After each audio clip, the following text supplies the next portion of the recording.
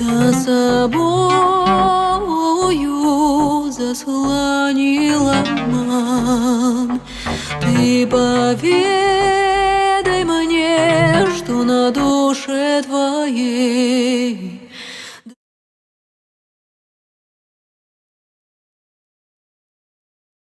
Welcome to Ghost in the Machine.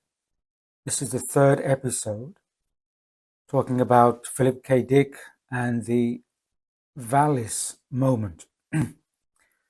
Now, the story of Valis is kind of core to the Philip K. Dick kind of corpus. And it's not only the book that I wish to speak about, but it's the Valis moment.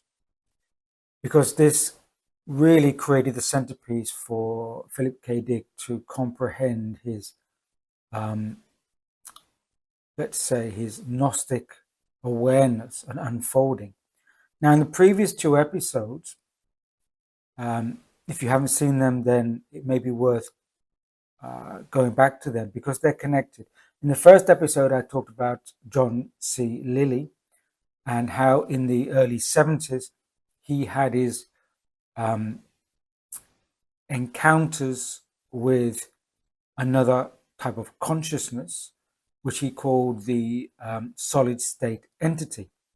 And in certain conditions, such as is Lilly's isolation tank, then he could have a kind of altered consciousness experience and receive these impulses, this information from what he referred to as a kind of machinic entity. In those days, he didn't have the vocabulary for calling it an AI intelligence, but he called it a computerized intelligence. In the second episode, I talked about Uri Geller and the Council of Nine, and how also in the early 70s, around 72, 73, 74, Uri Geller was receiving information from what he termed as spectra. Spectra being a kind of computerized orbital kind of vessel or ship or platform or probe, which was receiving information from further afield, but directing it at Uri Geller. Now, in somewhat a type of coincidental joining of the dots around the same period, the early 70s, 73, 74, in this case with Philip K. Dick, early 74, he also had an experience with this kind of machinic or non-organic intellect, which he termed as Valis, the vast active living intelligence. Later on, he came to think of Valis as a type of satellite, or again, a probe, which is connected to something further afield, which is a relay for kind of putting in information within the reality construct of our environment. Now, the story is that in 1974, in February 1974, Philip K. Dick had this experience after he had a dental operation. It's a very well-known story, so I don't need to go in depth, but he had a delivery from a dark-haired lady, and when he saw the necklace on the lady, it was a fish. And when he asked what it symbolized, then the lady said it symbolized the kind of Christian sect, especially the ones that were being persecuted. And this was their sign, a symbol between them to acknowledge themselves. He had a kind of revelation there, a kind of vision. And this continued, and in March, a month later in 1974, Philip K. Dick had what he claimed was a full download of his recovered memories. And his recovered memories, i.e. the block on his memory, was removed. And he realized that he had or was also living a parallel life as a Christian renegade in the time of these Christians fighting against the kind of Roman Empire. And then in the subsequent writings, he tried to unravel this understanding and play it out in his novels. His first attempt to characterize his experience in fiction was his first attempt at Valis, which was his book Radio Free Albemuth, which he wrote around 1976. It was published after his death in 1985, and he referred to Valis as a Valis System A. This manuscript got rewritten completely, and it was then came out later in 1981 as Valis, the book itself, and some of the script from Free Radio Albemuth got incorporated into that book. What's interesting is that Philip K. Dick was trying to decode his experiences in his writings, and there are some significant essays to look at this, and one of them is an essay he wrote called "If You Find This World Bad, You Should See Some of the Others." And he realized that some of his earlier writings, especially, for example, the book Flow My Tears, the Policeman Said, was a kind of mirroring of his residue memories. And also it was to dictate some of the experiences that he had after he wrote the book. And this gave Dick the sensation that actually reality is like an imprint, and certain variables imprint a type of reality.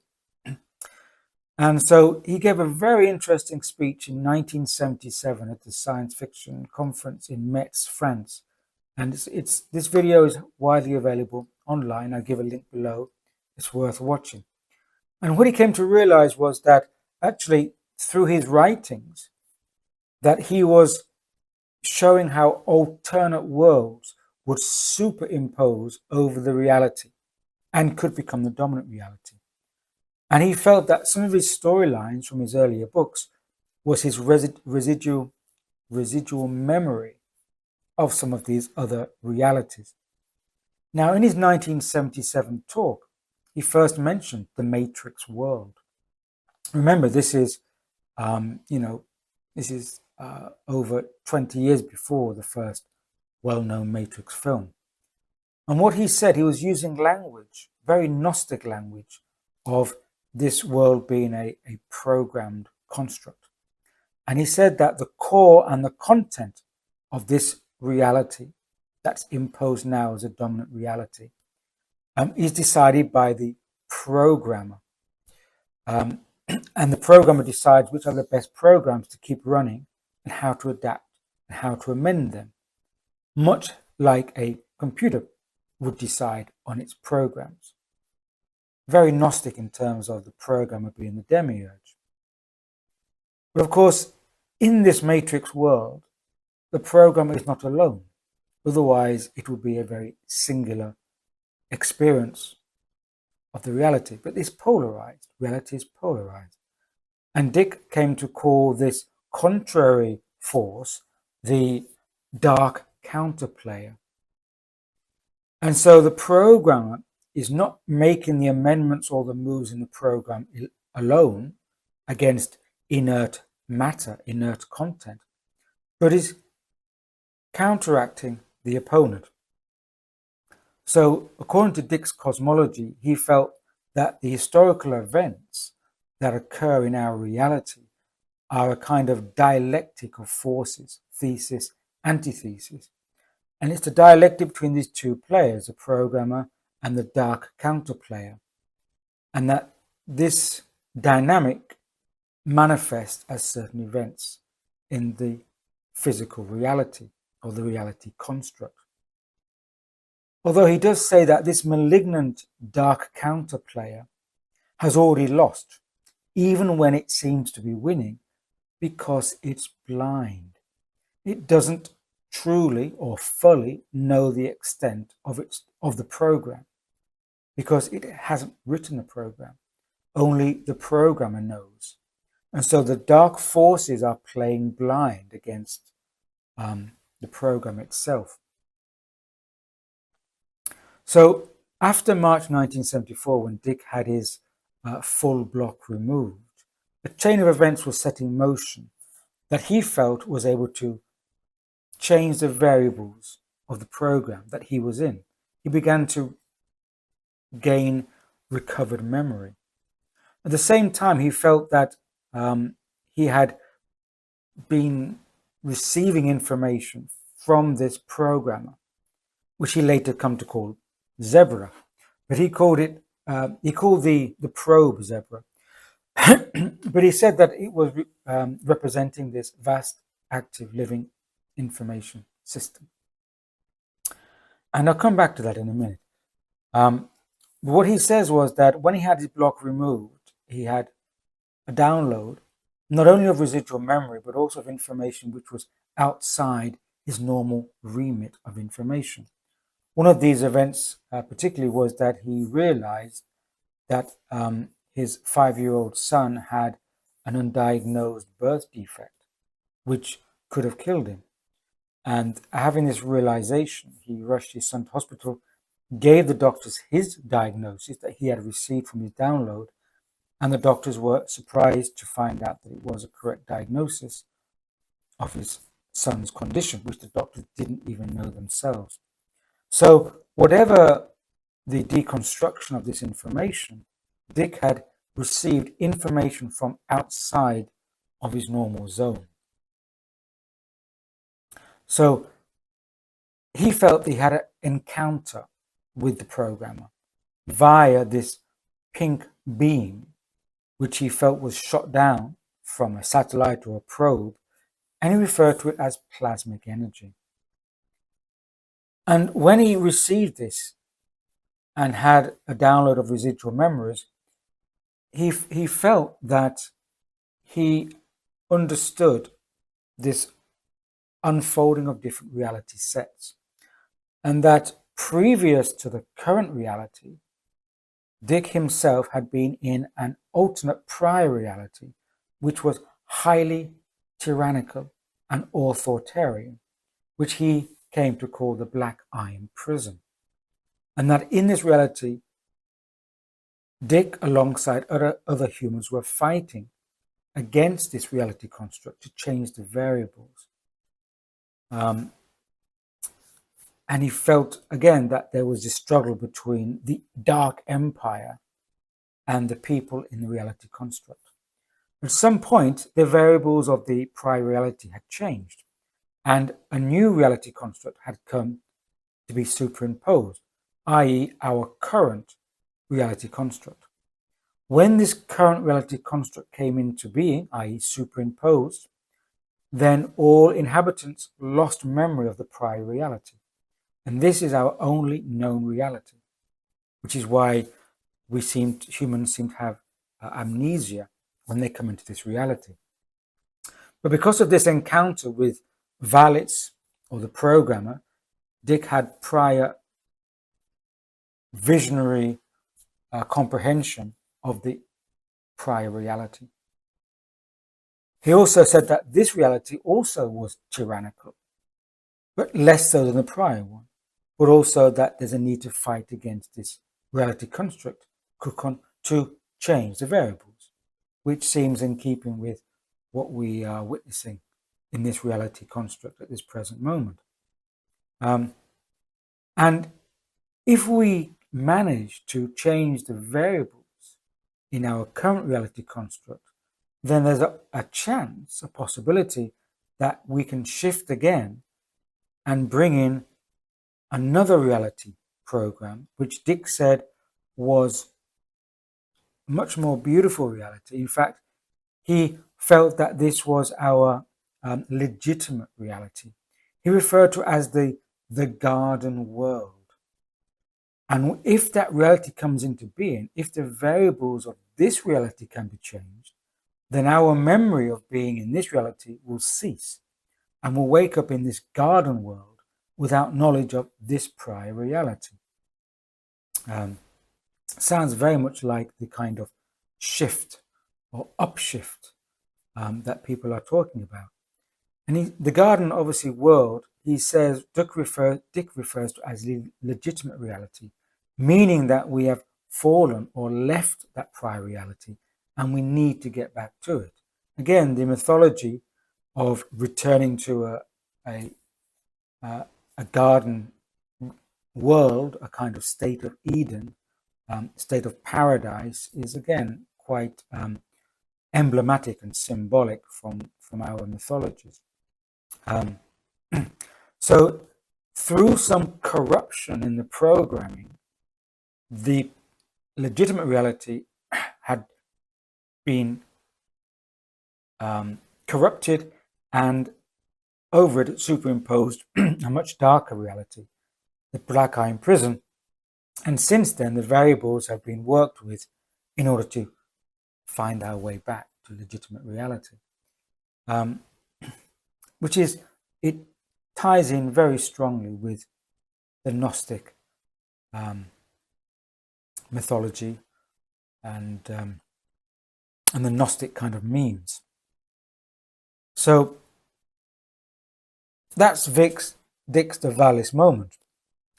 And if anyone's wishing to look into Dick's life, I would highly recommend The Divine Invasions, A Life of Philip K. Dick by Lawrence Sutin. But interestingly, I want to get back to the Ghost in the Machine.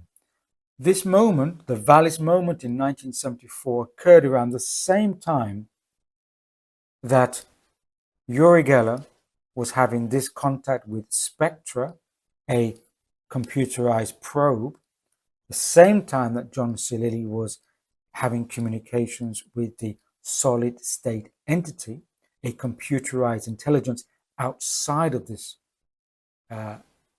reality construct.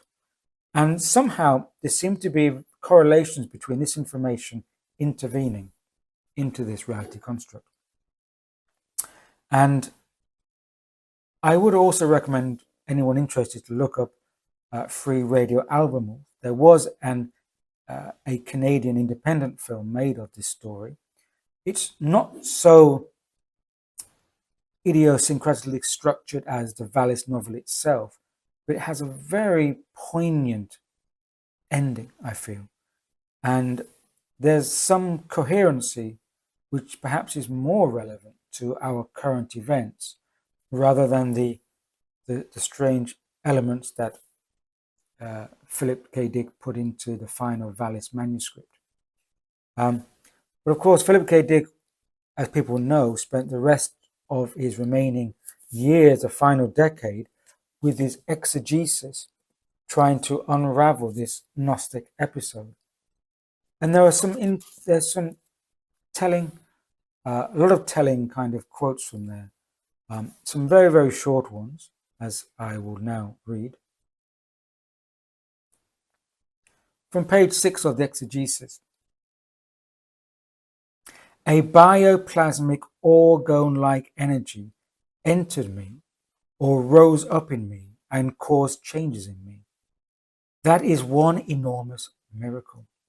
But the heightened awareness caused me to see a different universe, one which contained the red and gold living threads of activity in the outside world. Another quote. But what is most telling is that in March, at the initial height of the holy other pouring into me, when I saw the universe as it is, I saw as the active agent a gold and red illuminated letter like plasmatic entity from the future, arranging bits and pieces here, arranging what time drove forward. Later, I concluded that I had seen the Logos. What is important is that this was perceptual to me, not an intellectual inference or thought about what might exist. It came here from the future. It is alive. It had a certain small power or agency and great wisdom. It is holy. It not only was visible around me, but evidently this is the same energy which entered me.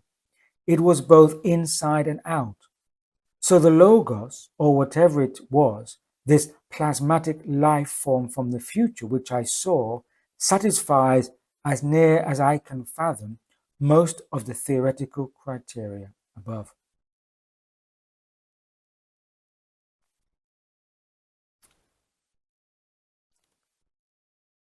In one of Dick's later essays, written near the end of his life, published in 1978, called Cosmogony and Cosmology, Dick attempted to put his Gnostic understanding into a personal cosmology. I highly recommend reading this essay. It's a kind of overview of his Gnostic philosophy and cosmology. This essay opens with the following words.